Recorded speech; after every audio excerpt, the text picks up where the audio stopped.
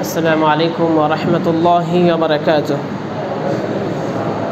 الحمد لله نحمده ونستعينه ونستغفره ونعوذ بالله من شرور أنفسنا ومن سيئات أعمالنا. من يهده الله فلا مضل له ومن يضلله فلا هادي له. وأشهد أن لا إله إلا الله وحده لا شريك له وأشهد أن محمدًا عبده ورسوله أرسله بالحق بشيرًا ونذيرًا وداعيًا إلى الله بإذنه وسراجًا منيرًا. أما بعد فأعوذ بالله من الشيطان الرجيم. بسم الله الرحمن الرحيم. يا أيها الذين آمنوا اتقوا الله حق تقاته ولا تموتن إلا وأنتم مسلمون. وقال الله سبحانه وتعالى وسارعوا إلى مغفرة من ربكم وجنة عرضها السماوات والأرض وعدت للمتقين. وقال الله سبحانه وتعالى يا أيها الذين آمنوا اتقوا الله ولتنظر نفس ما قدمت لغد واتقوا الله إن الله خبير بما تعملون. وقال رسول الله صلى الله عليه وسلم فإن أصدق الحديث كتاب الله وخير الهدي هدي محمد صلى الله عليه وسلم وشر الأمور محدثاتها وكل محدثة بدعة وكل بدعة ضلالة وكل ضلالة في النار أو كما قال عليه الصلاة والسلام. আলহামদুলিল্লাহ, আল্লাহ সুবহানাহু ওয়া তাআলার দরবারে শুকরিয়া জ্ঞাপন করছি যেই মহান রব্বুল আলামিনের অশেষ মেহেরবানিতে, তার দয়ায়, তার কৃপায় রমাদানের শেষ দশকে জুমা সালাতের জন্য, খুতবা শোনার জন্য আগে আগে মসজিদে আসতে পেরেছি। এজন্য বলি আলহামদুলিল্লাহ। দুরূদ ও সালাম বর্ষিত হোক মুহাম্মদ সাল্লাল্লাহু আলাইহি ওয়াসাল্লামের প্রতি। আল্লাহুম্মা সাল্লি আলা মুহাম্মদ, আল্লাহুম্মা বারিক আলা মুহাম্মদ। আল্লাহ সুবহানাহু ওয়া তাআলার কাছে প্রার্থনা করছি, আল্লাহ সুবহানাহু ওয়া তাআলা যেন আমাদেরকে রমাদানের উসিলায় আমাদের বিগত দিনের সমস্ত গুনাহ খাতাগুলো ক্ষমা করে দেন। আমাদের মধ্যে যারা অসুস্থ রয়েছে পরিপূর্ণ শিফা দান করুক। যারা ঋণগ্রস্ত রয়েছে ঋণ পরিশোধ করার তৌফিক দিন। যত ধরনের বালা মুসিবত রয়েছে বালা মুসিবত থেকে হেফাজত করুন। মসজিদের উপস্থিত মুসল্লানে কিরাম, আমরা একদম রমাদানের শেষ জুমায় উপনীত হয়েছি। আজকের জুমার পরেই রমাদানের মধ্যে আর জুমা পাবো না। যদি 29টি সিয়াম হয় আগামী বৃহস্পতিবার ঈদ, আর 30টি হলে আগামী শুক্রবারে ঈদের দিন। আমরা একটি বরকতময় মুহূর্তে চলছি। লাইলাতুল কদর হওয়ার সম্ভাবনা সবচেয়ে বেশি যেই মুহূর্তগুলো, সেই মুহূর্তের মধ্যেই আমরা অবস্থান করছি। এক্ষেত্রে আমাদের প্রত্যেকে সতর্ক হওয়া উচিত, চেষ্টা করা উচিত যাতে করে এক মুহূর্ত সময়ও আমাদের থেকে বেহুদা ওয়াকাজে ব্যয় না হয়, অনর্থক কোনো কথাবার্তায় ব্যয় না হয়, যাতে করে লাইলাতুল কদরের ফজিলত আমরা পেতে পারি। যেহেতু রাসূল সাল্লাল্লাহু আলাইহি সাল্লাম বলেছেন তোমরা শেষ দশকে লাইলাতুল কদর তালাশ করো। যদি কেউ অপারগ হয়, দুর্বল হয়, যে প্রথম 3 দিন, শেষ দশকের প্রথম 3 দিন চলে গেছে পারেনি, অন্তত শেষের 7 দিনের ব্যাপারে যেন কেউ অপারগ না হয়। সে 7 দিনের 1 দিনও চলে গেছে, আর মাত্র 6 দিন বাকি আছে। এই 6 দিনে আমাদের জন্য কোনো ধরনের ক্লান্তি আমাদেরকে আক্রমণ না করে, পেয়ে না বসে, এমন কোনো অজুহাত যেন আমরা না ধরি যে এই কারণে আমি পারলাম না। অন্তত পক্ষে এই শেষ 6 দিনের রাতগুলো যেন আমরা সুন্দরভাবে পালন করি ইবাদতের মাধ্যমে। আল্লাহ সুবহানাহু ওয়া তাআলা আমাদের জন্য কবুল করুক। আল্লাহ সুবহানাহু ওয়া তাআলা বলেন ইয়া আইয়ুহাল্লাযীনা আমানু, হে যারা ঈমান এনেছো, ইত্তাকুল্লাহ, তোমরা আল্লাহকে ভয় করো। ওয়াল তানজুর নাফসুন, প্রত্যেক নফসের দেখা দরকার, চিন্তা করা দরকার, ভাবা দরকার মা কদ্দামাত লিগাদিন, আগামী দিনের জন্য সে কি পাঠিয়েছে, কি অতিক্রান্ত করেছে আগামী দিনের জন্য, মানে আগামী দিন কিয়ামতের দিনের জন্য সে কি পাঠিয়েছে, কি অতিক্রম করেছে, এটি প্রত্যেকটি নফসের ভাবা দরকার, চিন্তা দরকার, নিজের দিকে তাকানো দরকার। আল্লাহ সুবহানাহু ওয়া তাআলার কতটুকু আমরা ইবাদত করতে পারলাম, বিশেষ করে সিয়ামের মাসে, রমাদানের মাসে, যে মাস সম্পর্কে রাসূল সাল্লাল্লাহু আলাইহি ওয়াসাল্লাম বলেছেন যে প্রতি রাতে অসংখ্য অগণিত জাহান্নামীদেরকে আল্লাহ সুবহানাহু ওয়া তাআলা ক্ষমা করে দেন।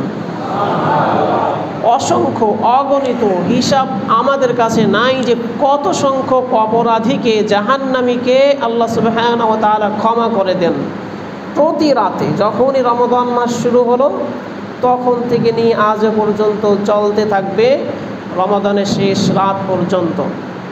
তা আমরা তার মধ্যে আছি, আমরা আল্লাহ সুবহানাহু ওয়া তাআলার কাছে নাজাত পেলাম কিনা এটি একটু চিন্তা করা দরকার। রাসূল সাল্লাল্লাহু আলাইহি ওয়াসাল্লাম একদিন মেম্বারে উঠছেন, প্রথম ধাপে পা রাখলেন, বললেন আমিন। দ্বিতীয় ধাপে পা রাখলেন, বললেন আমিন। তৃতীয় ধাপে পা রাখলেন, বললেন আমিন। সাহাবায়ে কেরাম এরকম দৃশ্য আর কখনো দেখেননি। যখন তিনি মেম্বার থেকে নামলেন, সাহাবায়ে কেরাম প্রশ্ন করলেন, ইয়া রাসূলুল্লাহ, আজকে আপনার এইরকম করার কারণ কি? রাসূল সাল্লাল্লাহু আলাইহি ওয়াসাল্লাম বললেন, আমি যখন প্রথম ধাপে পা রাখলাম, জিবরাইল আমিন আমার কাছে এসে বলল, যে ব্যক্তি রমাদান মাস পেল অথচ তার বিগত দিনের গুনাহ ক্ষমা করাতে পারলো না, সে ব্যক্তি ধ্বংস হোক। এটি আমার পছন্দ হয়েছে যে রমাদান মাস পাবে আর গুনাহ ক্ষমা করাতে পারবে না, ওর জন্য ধ্বংসই যথা উপযুক্ত। আমি বললাম আমিন, আল্লাহ কবুল করুন। আমি সিল মেরে দিলাম। কেননা আল্লাহ সুবহানাহু ওয়া তাআলা রমজান এ রহমাতের মাস, মাগফিরাতের মাস, নাজাতের মাস, যা কিছু আছে সব এই মাসে আল্লাহ সুবহানাহু ওয়া তাআলা মুষলধারে বর্ষণ করে, মুষলধারে। এত সুযোগ থাকার পরেও যে হতভাগা তার গুনাহকে ক্ষমা করাতে পারে না, এ তো ধ্বংস। কাজে আমাদেরও ভাবা উচিত যে আমরা যে রমজান মাস অতিক্রম করছি, শেষে উপনীত হয়েছি, আমাদের গুনাহ খাতা ক্ষমা করাতে পারলাম কি না। বলবেন বুঝবো কিভাবে? হ্যাঁ, এটা নিজেই বোঝা যাবে যে আমি আমার আমল দিয়ে, আমি আল্লাহ সুবহানাহু ওয়া তাআলার কাছে কান্নাকাটি করে, রোনাজারি করে, তওবা ইস্তিগফার করে বিগত দিনের গুনাহ খাতার জন্য এমনভাবে ক্ষমা চেয়েছি, তওবার মতো তওবা করেছি যে আল্লাহ সুবহানাহু ওয়া তাআলা ক্ষমা করে দিয়েছেন, এমনটি আমার আত্মবিশ্বাস। এক্ষেত্রে কি করতে হবে? ওয়াত্তাকুল্লাহ।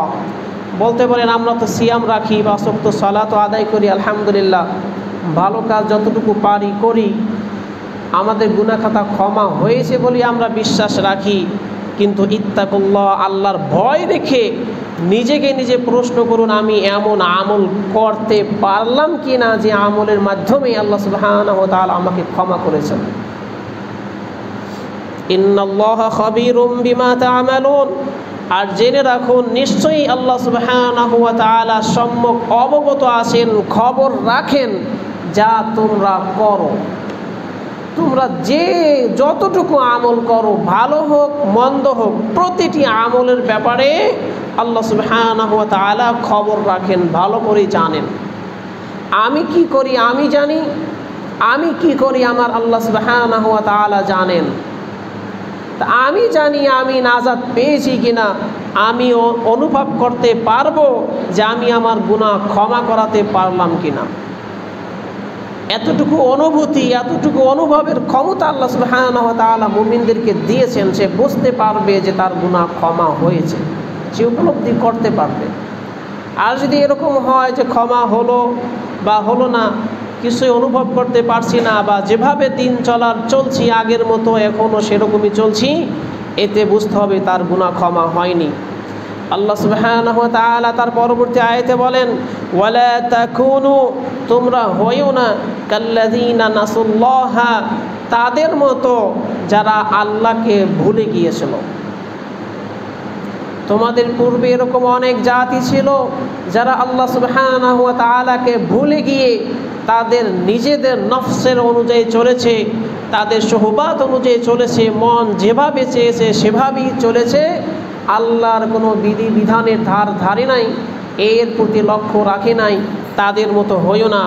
তাহলে কি করবেন? ফাআনসাহুম আনফুসাহুম, তাহলে আল্লাহ সুবহানাহু ওয়া তাআলা তোমাদেরকে আত্মবিস্মৃত করে দেবেন, নিজেদেরকে নিজেরা ভুলে যাবে, এইরকম একটি পরিস্থিতি আল্লাহ সুবহানাহু ওয়া তাআলা করে দিবেন। এটি খুব ভয়াবহ ব্যাপার। যদি আমরা আল্লাহ সুবহানাহু ওয়া তাআলাকে ভুলে যাই, সেই সম্প্রদায়ের মতো আমাদের অবস্থাও হয় যে প্রতিটি ক্ষেত্রে আমরা আল্লাহ সুবহানাহু ওয়া তাআলার বিধিবিধানের কাছে আত্মসমর্পণ করছি না, তাহলে আল্লাহ সুবহানাহু ওয়া তাআলা দুনিয়াতে আমাদেরকে যে শাস্তিটি দেবেন সেটি হলো আমরা আমাদের নিজেদেরকেই ভুলে যাব, এইরকম এক পরিস্থিতি। এটি কেমন? এটি হলো বান্দা জানবে না তার কি কাজ করলে কল্যাণ আসবে আর কি কাজ করলে অকল্যাণ আসবে। গরু ছাগল ভেড়া যেরকম সকালবেলা উঠলেই তার খাবারের জন্য টার্গেটে থাকে, তার পেট কিভাবে ভরবে এই চিন্তায় যেরকম মগ্ন থাকে, ঠিক বনি আদমের অবস্থাও এইরকম হবে। ঘুম থেকে ওঠার পর থেকেই তার চিন্তা, চেতনা, ভাবনা, পরিশ্রম, কাজ সব হবে পেট ভরার জন্যই। সে এত আত্মবিস্মৃত হয়ে যাবে, তার নিজে কোন দিকে যাচ্ছে এটি সে অনুভব করতে পারবে না। আল্লাহ সুবহানাহু ওয়া তাআলা তাকে এইরকম বিভ্রান্তির মধ্যে ফেলে দিবেন। সে কখনো ছুটবে এইদিকে, কখনো ছুটবে ওই দিকে, কোনো দিকে সে সঠিক দিশা পাবে না। একটু যদি লক্ষ্য রাখেন, একটু যদি অন্তর্দৃষ্টি খুলে চিন্তা করেন, দেখেন সমাজের দিকে তাকান যে রমাদান মাসে অনেক লোক সিয়াম রাখছে না, অনেক লোক 5 ওয়াক্ত সালাত আদায় করছে না, অনেক লোক আল্লাহ সুবহানাহু ওয়া তাআলার নাফরমানিতে লিপ্ত রয়েছে, অথচ নাম মুসলমানের। এদের এই অবস্থা এদের নিজেদের কারণেই আল্লাহ সুবহানাহু ওয়া তাআলা এরকম করে দিয়েছেন। এমন অনেক লোক পাবেন যারা সিয়াম রাখে কিন্তু 5 ওয়াক্ত সালাত আদায় করে না, কারণ সে জানছে না যে তার উপরে কি দায়িত্ব ছিল, কি দায়িত্ব পালন করলে আল্লাহ সুবহানাহু ওয়া তাআলা ওকে ক্ষমা করত, ক্ষমার রাস্তাকে প্রশস্ত করে দিত, ক্ষমার রাস্তাকে সহজ করে দিত, এটিও সে ভাবারও সময় পাচ্ছে না। তার মন যেভাবে চায় সেভাবেই সে সময়কে অতিক্রম করছে, সময় অতিবাহিত করছে।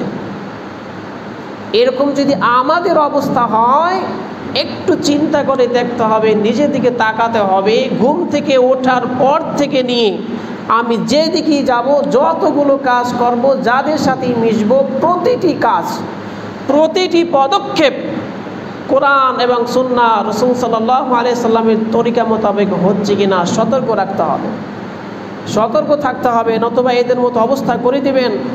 এদের ফলাফল হলো উলাইকা হুমুল ফাসিকুন, এরাই হলো ফাসিক সম্প্রদায়, এরাই হলো ফাসিক। প্রতিটি কাজ করতে গিয়ে যারা চিন্তা ভাবনা করে না, আল্লাহকে ভুলে থাকে, আল্লাহর বিধিবিধানকে তোয়াক্কা করে না।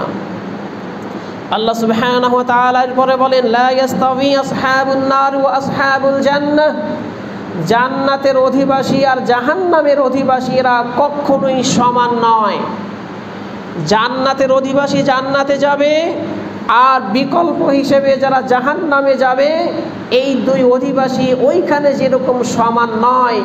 জান্নাতে অনন্ত নয়নভিরাম ভোগ বিলাসে লিপ্ত থাকবে, বিপরীতে কোনো নিয়ামত তো পাবেই না, ভয়াবহ শাস্তি ভোগ করতে থাকবে। এরা যেরকম সমান নয়, দুনিয়াতেও এই ব্যক্তিরা সমান নয়। জান্নাতি এবং জাহান্নামীদেরকে যেভাবে আখিরাতে চেনা যাবে, বোঝা যাবে, দুনিয়াতেও এদের কার্যকলাপ জাহান্নামীদের আর জান্নাতীদের সমান হতে পারে না। যারা জান্নাতে যাবে, জান্নাতে যাওয়ার জন্য যা কিছু করা দরকার সেগুলো করার জন্য সে আপ্রাণ চেষ্টা করতে থাকবে, সেই দিকেই সে ছুটতে থাকবে, তার চিন্তা চেতনা সব সময় এটি নিয়ে ব্যস্ত থাকবে। আর যারা এটার তোয়াক্কা করবে না, আল্লাহর বিধিবিধানে তোয়াক্কা করবে না, সেই ব্যক্তি জাহান্নামীদের মতো আচরণ করে বিভ্রান্তর মতো ছুটে বেড়াবে। দুনিয়া তো স্পষ্ট হয়ে যাবে কোন ব্যক্তি জান্নাতে যাওয়ার উপযোগী আর কোন ব্যক্তি জাহান্নামে যাওয়ার জন্য উপযোগী, বোঝাই যাবে। এরপরও সময় রয়েছে, এখনো সময় রয়েছে। যদি কেউ মনে করি আমি যে পথে চলছি, যেই মতের উপরে চলছি, এটি জান্নাতে যাওয়ার জন্য উপযোগী নয়, কোরআন সুন্নাহ এরকম কোনো ঘোষণা দেয়নি, এখনো তওবা করে ফিরে আসার মতো সময় আছে। এখনই তওবা করে ফিরে আসতে হবে, যাতে করে জাহান্নামের অধিবাসী না হওয়া যায়। আসহাবুল জান্নাতি হুমুল ফাইজুন, আল্লাহ সুবহানাহু ওয়া তাআলা বলেছেন যে জান্নাতবাসীরাই হলো পরিপূর্ণ সফল কাম হতে হলে জান্নাতে যেতেই হবে। জান্নাতে যেতে হলে জান্নাতে যাওয়ার জন্য যা কিছু করা দরকার সব করতে হবে আপনাকে আমাকে। এই কোরআনকে নাজিল করার কেন্দ্র করেই এই রমাদানের এত ফজিলত।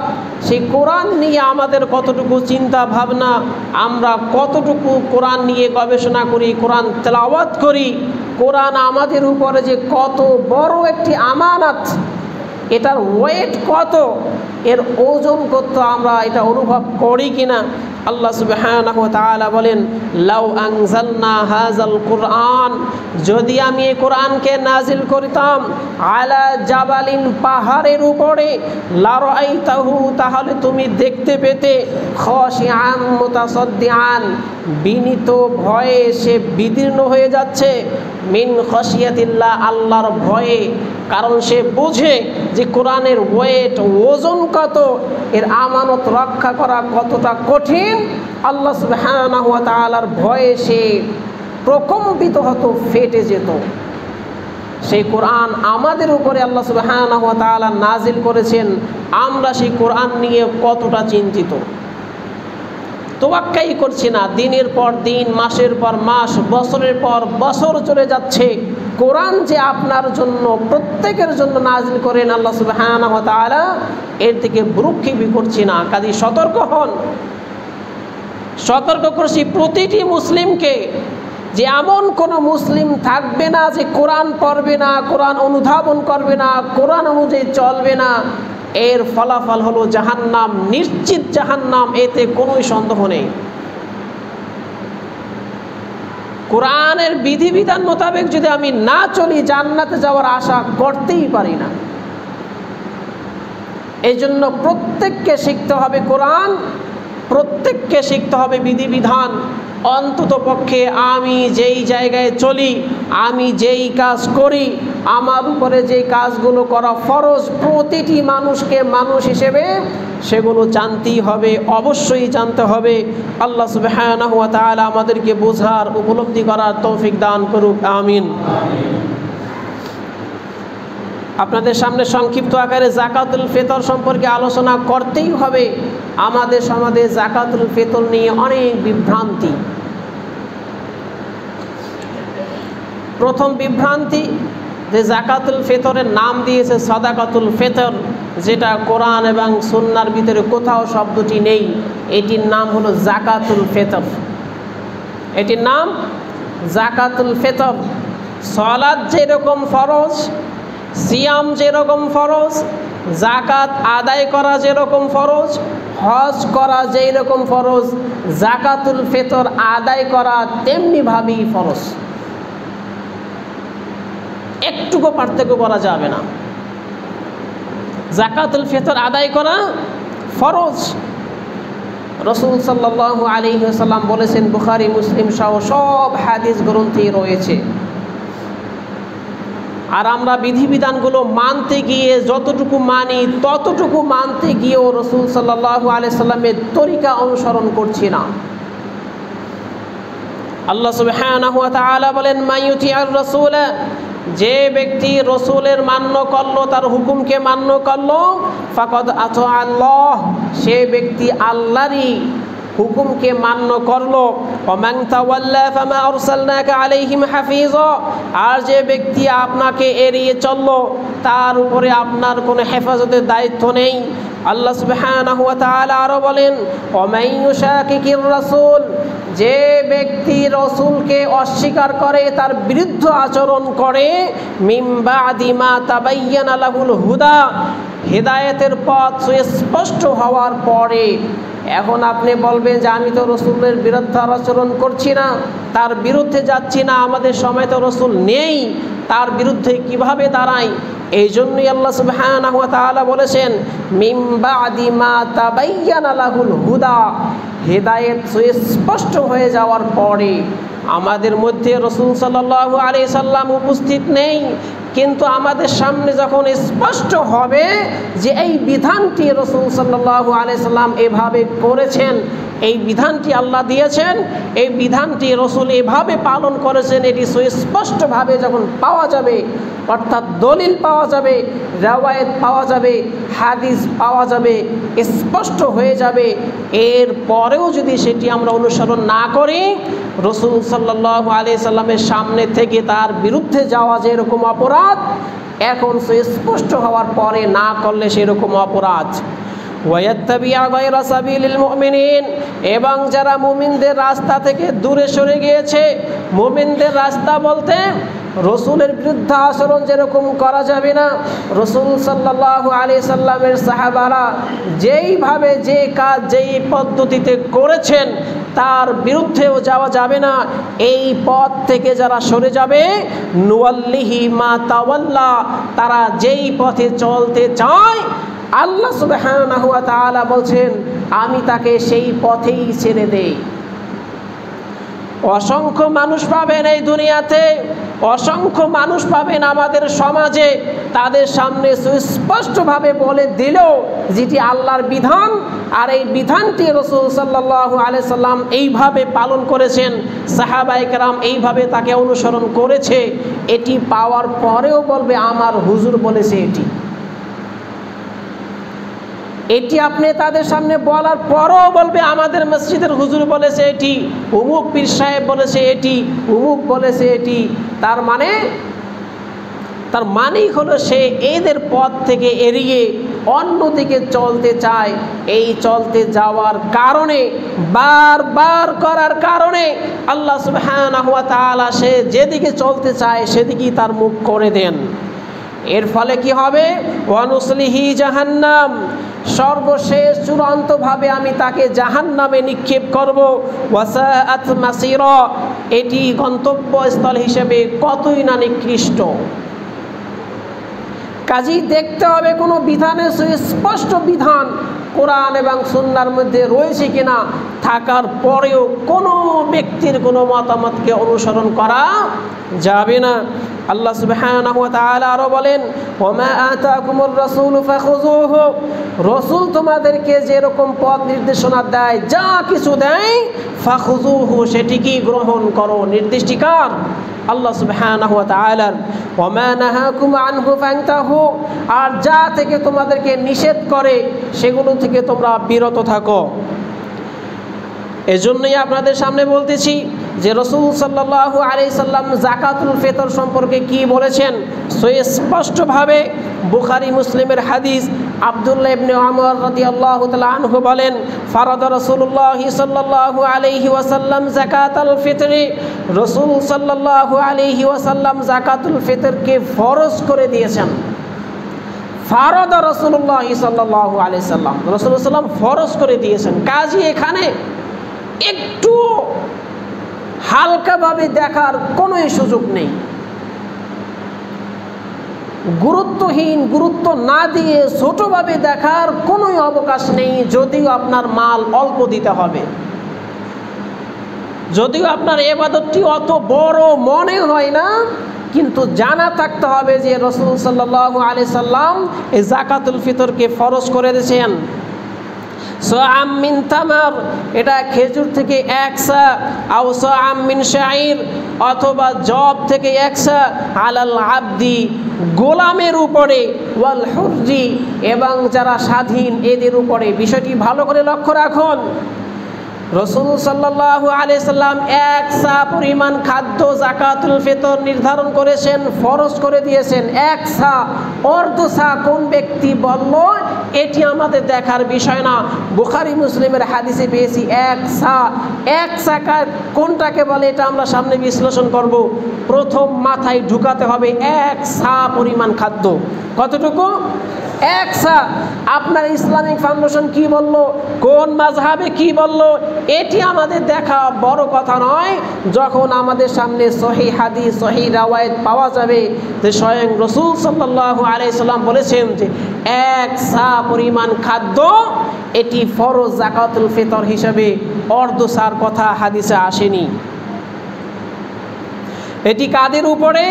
আলাল আবদি। প্রথম বাক্যটাই ব্যবহার করলেন আলাল আবদ, গোলামের উপরে, কাজের লোক, কৃত দাস, এদের উপরেও ফরজ এটি। এরপরে ওয়াল হুররি, যারা স্বাধীন, এদের উপরে, ওয়াজ যাকারি ওয়াল উনসা, পুরুষের উপরে, মহিলাদের উপরে, ওয়াস সগীরি ওয়াল কাবীরি, ছোটর উপরে, বড়দের উপরে। কাজী কেউ বাদ যাবে না।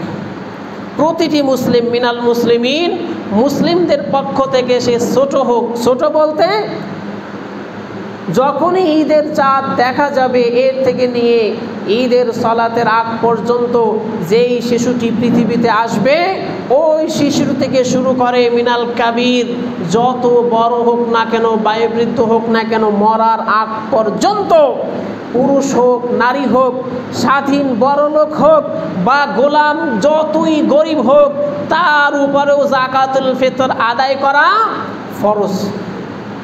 প্রথমে এই কনসেপ্টটি মাথার ভিতরে ঢুকান, প্রত্যেকের উপরে। এরপর ওসমান রাদিয়াল্লাহু তাআলা আনহু, কোনো স্ত্রীদের গর্ভে যদি সন্তান থাকতো সে গর্ভের সন্তানদের পক্ষ থেকেও যাকাতুল ফিতর আদায় করতেন। এটি ওয়াজিব না, দিয়ে দেওয়া ভালো। ওয়াজিব ফরজ হলো যে শিশুটি ওই দিন জন্ম নিয়েছে, আগে তো রয়েছে ওই রাত্রে থেকে নিয়ে সালাতের আগ পর্যন্ত যে শিশুটি জন্ম নিয়েছে, এর থেকে শুরু করে একদম মৃত্যুর আগ পর্যন্ত প্রতিটি মুসলিমের উপরে যাকাতুল ফিতর আদায় করা ফরজ। এখন প্রশ্ন করতে পারেন যে গোলাম, গরিব মানুষ, সেও যদি দেয় তাহলে আমরা যাকাতুল ফিতর দেব কাকে? সবাই যদি দেয় তো নেবে কে? এরকম একটি চিন্তা ভাবনা স্বাভাবিকভাবে মানুষের চিন্তার ভিতরে ঢোকাটাই স্বাভাবিক। সবাই দেবে, দেবে কাকে? সবাই দেবে, নেবে কে? এই জন্য সুস্পষ্টভাবে বিধান হলো যার ঈদের দিন এবং রাত্রে যতটুকু খাদ্য দরকার ততটুকু খাদ্যের অতিরিক্ত এই যাকাতুল ফিতর আদায়ের জন্য এক সা পরিমাণ খাদ্য, এই পরিমাণ থাকবে, এর বেশি তো বটেই, এর উপরই যাকাতুল ফিতর আদায় করা ফরজ। এমনকি এই পরিমাণও না, এর থেকে একটু কম আসে, কম হলেও ওটি দিয়ে দিতে হবে। এখন কথা হলো দেবে কাকে? হ্যাঁ, আপনি আমি যদি বড় লোক হই, আপনি আমি যদি দেওয়ার সামর্থ্য রাখি, আমাদের অর্থ সম্পদ বেশি থাকে, ফকির মিসকিন দেখে তাদেরকে দেব। তারা আবার করবে কি? তাদের কাছে কিছু না থাকলে এই যে আমাদের কাছ থেকে পেল, এইখান থেকে আবার সে যাকাতুল ফিতর হিসেবে আদায় করে দেবে। অর্থাৎ কেউ বাদ যাবে না। আপনি দেবেন গরিবকে, গরিব আবার আর এক গরিবকে দেবে, আবার সেই গরিব ওইটা নিয়ে আর এক গরিবকে দেবে, তারপর হাত বদল করতেই হবে, তার পক্ষ থেকে দিয়েই দিতে হবে, এটি ফরজ। যে ব্যক্তি যাকাতুল ফিতর নিয়ে চলবে ওই দিন, সে আরেকজনের কাছ থেকে যাকাতুল ফিতর পেয়েছে, তার নিজের নেই, কিন্তু ওই দিনের খাদ্য হিসেবে যতটুকু দরকার ততটুকু আছে, এই যাকাতুল ফিতরটা সে আরেকজনকে দিয়ে দেবে, তার পক্ষ থেকে এটি আদায় হয়ে যাবে, ফরজ আদায় হয়ে যাবে। আশা করি আপনারা বুঝতে পেরেছেন। এরপরও যদি তার কাছে না থাকে, সেক্ষেত্রে আল্লাহ সুবহানাহু ওয়া তাআলা বলেছেন ফাত্তাকুল্লাহা মাসতাতা'তুম, তোমরা যথাসাধ্য আল্লাহ সুবহানাহু ওয়া তাআলাকে ভয় করো। আল্লাহর হুকুম আহকাম, রাসূল সাল্লাল্লাহু আলাইহি সাল্লামের সুন্নাহ মানতে গিয়ে যতদূর পর্যন্ত সাধ্যের মধ্যে আছে ততদূর পর্যন্ত চেষ্টা করো। সাধ্যের বাইরে কোনো বোঝা আল্লাহ সুবহানাহু ওয়া তাআলা চাপাবেন না। কিন্তু কথা হলো আমাদের সমাজে এরকম লোক পাবেন না যে এক সা পরিমাণ খাদ্য সে অন্যকে দিতে পারবে না, এরকম কোনো গরিব পাওয়াই যাবে না। যদি পাওয়া যায় সেটি ভিন্ন কথা, সেই লোককে আপনি দিলেন আর একজন দিল, সে তার ওই দিনের খরচ রেখে বাকিটা সেই সাদাকাতুল ফিতর হিসেবে, জাকাতুল ফিতর হিসেবে আদায় করে দিবে। আল্লাহ সুবহানাহু ওয়া তাআলা আমাদেরকে বোঝার তৌফিক দান করুক, আমিন। জাকাতুল ফিতর কি দিবেন, আপনি টাকা দিবেন না খাদ্য দিবেন, এই সম্পর্কে আগে হাদিস বর্ণনা করেছি যে রাসূল সাল্লাল্লাহু আলাইহি সাল্লাম বলেছেন, ফারাদা রাসূলুল্লাহ সাল্লাল্লাহু আলাইহি সাল্লাম যাকাতুল ফিতরি সাআম মিনাত তুআম, খাদ্য থেকে যাকাতুল ফিতর এক সা পরিমাণ দেওয়াকেই ফরজ করে দিয়েছেন। কি থেকে? খাদ্য। রাসূল সাল্লাল্লাহু আলাইহি সাল্লামের জামানায় কি টাকা পয়সা ছিল না?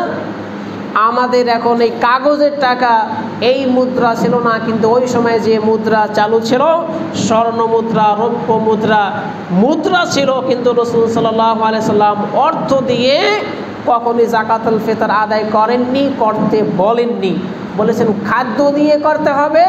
এই নির্দেশনা মুহাম্মদ সাল্লাল্লাহু আলাইহি ওয়াসাল্লামের। এবং সাহাবায়ে কিরাম যারা খুলাফায়ে রাশিদিন আল মাহদিয়িন, যারা হেদায়েত প্রাপ্ত সঠিক পথে পরিচালিত ছিল সাহাবায়ে কিরাম, সেই সাহাবায়ে কিরামদের জামানায়ও কেউ অর্থ দিয়ে, টাকা দিয়ে, মুদ্রা দিয়ে যাকাতুল ফিতর আদায় করেননি। কাজে এটি কখনোই সুন্নাহ তরিকা হতে পারে না, এটা যাকাতুল ফিতর আদায় হতে পারে না।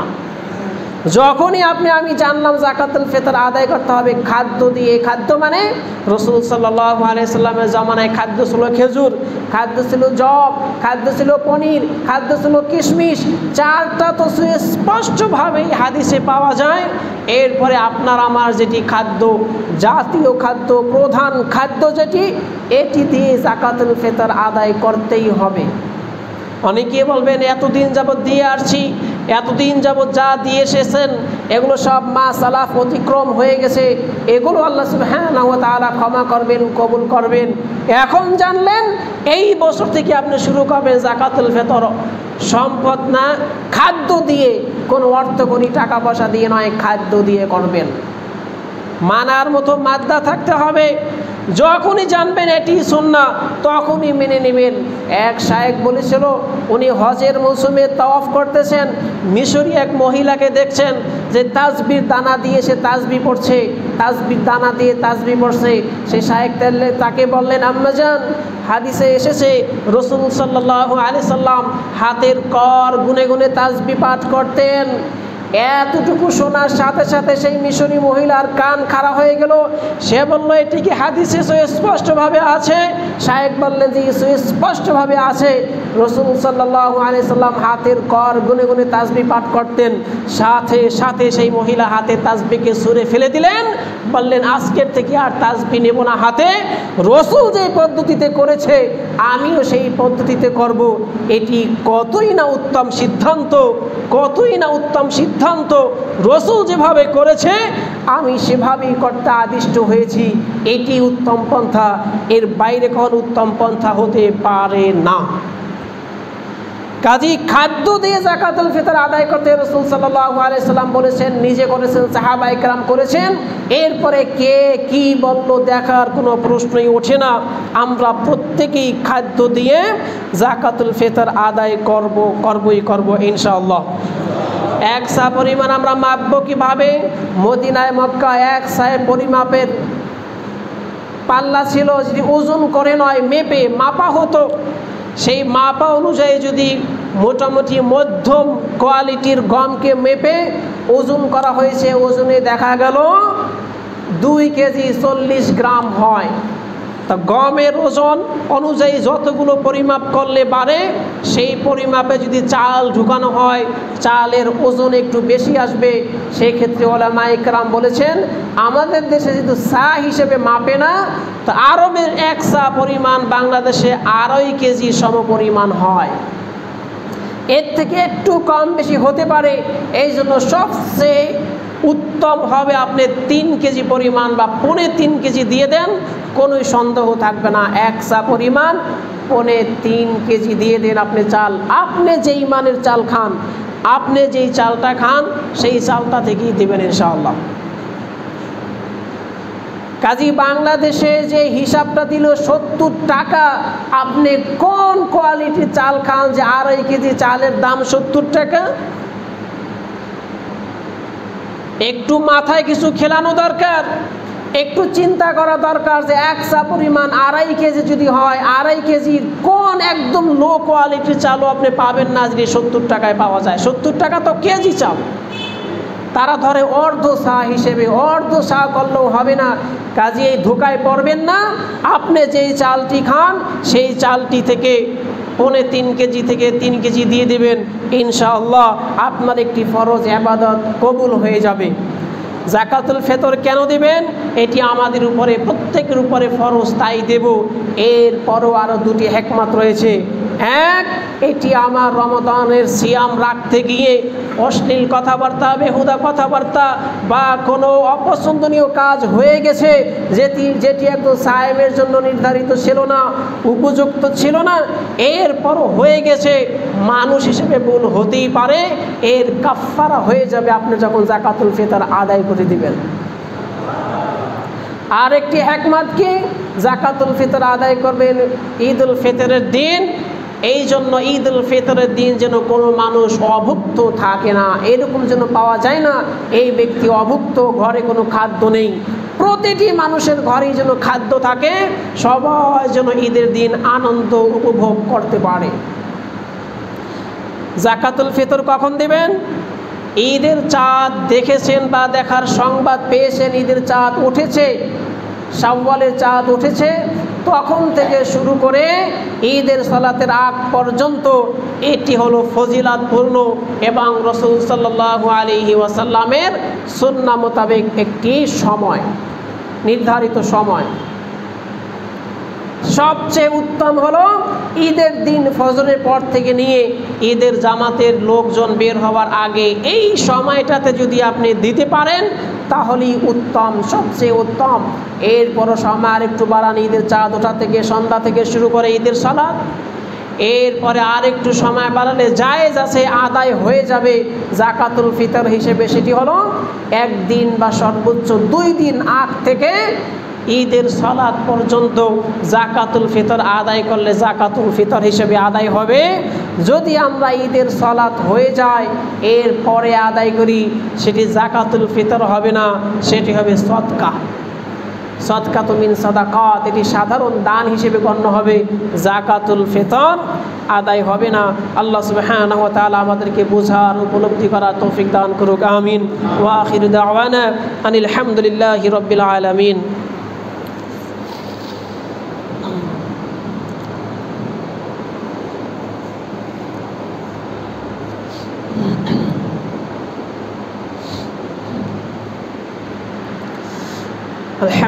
الحمد لله رب العالمين والعاقبة للمتقين والصلاة والسلام على رسول النبي الكريم أما بعد أعوذ بالله من الشيطان الرجيم بسم الله الرحمن الرحيم إن الله وملائكته يصلون على النبي يا أيها الذين آمنوا صلوا عليه وسلموا تسليما اللهم صل على محمد وعلى آل محمد كما صليت على إبراهيم وعلى آل إبراهيم إنك حميد مجيد اللهم بارك على محمد وعلى آل محمد كما باركت على إبراهيم وعلى آل إبراهيم إنك حميد مجيد উপস্থিত মসজিদের মুসাল্লান ইকরাম, ঈদের আগে যেহেতু আমরা আর জুমা পাচ্ছি না, এজন্য ঈদ সম্পর্কে 2-1টি আলোচনা না করলেই নয়। ঈদের চাঁদ যখনই দেখা যাবে তখনই ঈদের নতুন চাঁদ দেখে মাসনুন দোয়া, সুন্নাত দোয়া রয়েছে, দোয়াটি পড়বেন। এর পরের থেকে ঈদের সালাত আদায়ের আগ পর্যন্ত তাকবীর দিতে হবে, আল্লাহু আকবার, আল্লাহু আকবার, লা ইলাহা ইল্লাল্লাহু আল্লাহু আকবার, আল্লাহু আকবার, ওয়ালিল্লাহিল হামদ। তাকবীর দিবেন। আপনি যেখানে থাকেন, মসজিদে থাকেন, বাসায় থাকেন, মার্কেটে থাকেন, রাস্তায় থাকেন, ময়দানে থাকেন, যে যেখানেই থাকেন, ঈদের চাঁদ দেখা বা সংবাদ পাওয়ার পর থেকে নিয়ে ঈদের জামাতে শামিল হওয়া পর্যন্ত তাকবীর দেবেন। পুরুষরা উঁচু আওয়াজে তাকবীর দেবেন, আপনার তাকবীর শুনে আর একজনের তাকবীরের কথা স্মরণ হবে, সেও তাকবীর দেবে, যাতে করে আল্লাহর বরত্ব ঘোষণা করা যায়, আল্লাহ খুশি হবেন ইনশাআল্লাহ তাআলা। আর একটি অন্যতম আমল করবেন, ঈদের দিন জামাতে বের হওয়ার আগেই কিছু খেয়ে বের হবেন। 1 মাস সিয়াম রাখলাম, না খেয়ে সিয়াম রেখেছি, এই দিন সুন্নাহ হলো রাসূল সাল্লাল্লাহু আলাইহি ওয়াসাল্লাম 3টি খেজুর খেয়ে ঈদগাহের দিকে রওনা দিতেন। আমরা কিছু খেয়ে আসব। আর কোরবানির ঈদে আগে না খাওয়া সুন্নাহ, পরে কোরবানির পশু থেকে খাওয়াটাই হলো সুন্নাহ। আর ঈদুল ফিতরে ঈদে সালাতে যাওয়ার আগেই খাওয়া সুন্নাহ। আরেকটি আমল, সেটি হলো ঈদের জন্য আমরা গোসল করে আমার যে পোশাকগুলো রয়েছে এর মধ্য থেকে উত্তম পোশাকটি আমি সেদিন পরব। নতুন হতে হবে এরকম কোনো শর্ত নয়, আপনার যে পোশাক আছে এর থেকে উত্তম পোশাকটি পরে আপনি ঈদের ময়দানের দিকে ছুটবেন। যেই রাস্তা দিয়ে যাবেন অন্য রাস্তা দিয়ে ফিরবেন। আরেকটি বিষয় আপনাদেরকে না বললেই নয়, আমাদের সমাজে প্রচলিত মহিলারা ঈদের সালাতে ঈদের ময়দানে যায় না, যাবে না, গেলে গুনাহ হবে এরকম মনে করা হয়। অথচ রাসূল সাল্লাল্লাহু আলাইহি সাল্লাম বলেছেন, ঈদগাহে ঈদের দিন মহিলা সে হায়েজ অবস্থায় থাকলেও, অপবিত্র অবস্থায় থাকলেও তার উপরে সলাতি ফরজ না মাফ, সিয়ামি ফরজ না মাফ, সে পরে আদায় করবে। কিন্তু ঈদের দিন ঈদের ময়দানে সেই মহিলাও উপস্থিত হবে, নির্দেশনা মুহাম্মদ সাল্লাল্লাহু আলাইহি ওয়াসাল্লামের। শুধু এ পর্যন্তই নয়, আম্মাজান বললেন যে আমাদের মধ্যে অনেক মহিলাদের তো জিলবাব পাওয়া যায় না, পর্দা করার মতো ওড়না বা বোরখা এইরকম হিজাব থাকে না, এরা কিভাবে যাবে? রাসূল সাল্লাল্লাহু আলাইহি সাল্লাম বললেন, তোমাদের মধ্য থেকে যারা আছে সে তাকে ধার দিয়ে তাকে সহযোগিতা করবে, ঈদগাহে যাবে, সেখান থেকে ফিরে এসে তোমার আবার ফিরিয়ে দেবে। এইরকম হলেও কাপড় নাই পর্দা করার, এরপর আরেকজনের কাছ থেকে নিয়ে হলেও ঈদগাহে যেতে হবে। এই জন্য আপনাদের প্রত্যেককেই বলবো যে ঈদের জামাতে ঈদের ময়দানে অবশ্যই আপনার অধীনে যে মহিলারা রয়েছে এবং ছোট ছোট বালক বাচ্চা থেকে শুরু করে সবাইকে নিয়ে ঈদগাহে চলে আসবেন। ঈদের দিনটি হলো আনন্দের দিন। ঈদের দিন আনন্দের দিন। কেন ঈদের দিন আনন্দের দিন? ঈদের দিন আনন্দ হলো 1 মাস সিয়াম সাধনা করেছি, আল্লাহ সুবহানাহু ওয়া তাআলা আমার সিয়ামকে কবুল করে ঈদের দিন আমার পরিপূর্ণ জাযা দিবেন, পরিপূর্ণ নিষ্পাপ করে ঈদের ময়দানে উঠাবেন। এর থেকে খুশি কি হতে পারে? বছরে আমাদের 2টি মাত্র ঈদ, আনন্দ ফুর্তি করার জন্য রাসূল সাল্লাল্লাহু আলাইহি সাল্লাম ঘরে ঢুকছেন, এমন সময় তার মেয়ে আর তার স্ত্রী আয়েশা রাদিয়াল্লাহু তাআলা আনহার ঘরের সামনে বসে মেয়েরা দফ বাজাচ্ছে, রাসূল ঢুকছেন। আবু বকর রাদিয়াল্লাহু তাআলা আনহু দেখে সেই মেয়েদেরকে ধমক দিলেন যে রাসূল যাচ্ছে তোমরা দফ বাজাচ্ছ মানে? রাসূল সাল্লাল্লাহু আলাইহি সাল্লাম বললেন, আবু বকর এদেরকে সেটা দাও, আজকের ঈদের দিন, আজকে তো আনন্দ করবে বৈধ পন্থায় হালাল উপায়ে যত আনন্দ করা যায় আনন্দ করার দিনই তো ঈদের দিন। সেদিন গুমরা হয়ে বসে আসে, ঘরের ভিতরে বসে আসে, কোনো আনন্দ ফুর্তি নাই, কিছুই নাই, অথচ পহেলা বৈশাখে আনন্দ করে বেড়াচ্ছে রাস্তাঘাটে। এই সমাজই নষ্ট হয়ে গেছে। এরা জানেই না কোন দিন আনন্দ করতে হবে, কিভাবে আনন্দ করতে হবে, জানি না, বুঝি না। আমাদের হিন্দু সংস্কৃতি ঢুকিয়ে দিতে দিতে এমন নিচে আমাদেরকে নিয়ে গেছে, ঈদের দিন বলতে আমাদের কোনো আনন্দই থাকে না। এই জন্য আপনাদেরকে আহ্বান করছি, আপনারা আপনাদের অধীনে ছোট বাল বাচ্চা সহকারে মহিলারা যারাই আছে সকলকে নিয়ে ঈদের ময়দানে চলে আসবেন। আল্লাহ সুবহানাহু ওয়া তাআলা আমাদেরকে বুঝার তৌফিক দান করুক, আমিন। আর একটি বিষয় না বললেই নয়, সালাত পরিত্যাগকারী বিধান সুন্দর একটি বই শায়েখ মোহাম্মদ বিন সালেহ আল উসাইমিনের লেখা রাহিমাহুল্লাহ, এটি অনুবাদ করেছে শায়েখ আকরামুজ্জামান বিন আব্দুস সালাম। এত সুন্দর অথেন্টিক একটি বই, এটি প্রত্যেকটি মানুষের পড়া উচিত। জানি না মানুষ সালাত আদায় না করলে কি হয়, এজন্য মানুষ নিজেকে মুসলমান দাবি করে অথচ সালাত আদায় করে না। রাসূল সাল্লাল্লাহু আলাইহি সাল্লাম বলেছেন, মান তারাকা সালাতা মুতাআম্মিদান ফাকাদ কাফারা, যে ব্যক্তি ইচ্ছাকৃতভাবে 1 ওয়াক্ত সালাত ত্যাগ করবে ফাকাদ কাফারা, সে কুফরি করলো। এইরকম করতে করতে কন্টিনিউয়াসলি সে কামাই দিচ্ছে, সে কাফের হয়ে যাবে। একজন কাফের একজন মুমিনের মধ্যে পার্থক্যকারী ইবাদত হলো as-সালাত। সালাত যে আদায় করবে না সে মুসলিম থাকতে পারে না। সে মুসলিম হিসেবে তার বাবা মারা গেলে সে বাবার সম্পদ থেকে ভাগ পাবে না, উত্তরাধিকারী সূত্রে কোনোই সম্পদ পাবে না। এটি ইসলামের বিধান। বই পড়ুন, জানুন। সালাত আদায় করে না এমন কেউ পশু জবাই করলে সেই পশুর গোশত খাওয়া হারাম। সালাত আদায় করে না এমন ব্যক্তি মারা গেলে মুসলিমদের গোরস্থানে তাকে দাফন দেওয়া যাবে না। সালাত আদায় করে না এমন ব্যক্তির জানাজা সালাত আদায় করা যাবে না। জানে না মুসলমান তার উপরে কি দায়িত্ব, এই জন্য সালাত আদায় না করেও সে মুসলমান সব সময় আমাদের সাথেই মিশে আছে, আমাদের বন্ধুরূপে আছে। এই বইটি সামনে দোকানে আছে, সকলেই কিনে নেবেন। সালাত আদায় করে না স্বামী, সালাত আদায় করে স্ত্রী। স্বামী স্ত্রীর সমানভাবে ওই সংসার চলতে পারে না। যে সালাত আদায় করে সে সংসার ত্যাগ করে আর এক জায়গায় বিবাহ করবে, এটি বিধান। যেহেতু সালাত আদায় করে না স্বামী, ওই সংসারে স্ত্রী থাকতে পারে না। যে স্ত্রী সালাত আদায় করে না, কোনো সালাত আদায়কারী লোকের স্ত্রী হিসেবে ওই মহিলা থাকতে পারে না। এটি কত কঠিন, ইনশাআল্লাহ আপনাদের সামনে খুতবা দেব ইনশাআল্লাহ আকীদা বিষয়ের পরই। সালাত আদায় গুরুত্ব মানুষ বোঝে না দেখি, সিয়াম রেখেও সালাত আদায় করে না মানুষ, সিয়াম রেখেও সালাত আদায় করে না। কতটা স্পর্ধা! আল্লাহ সুবহানাহু ওয়া তাআলা আমাদেরকে বোঝার উপলব্ধি করা তৌফিক দান করুক, আমিন। রব্বানা আতিনা ফিদ দুনিয়া হাসানাহ ওয়া ফিল আখিরাতি হাসানাহ ওয়া কিনা আযাবান নার।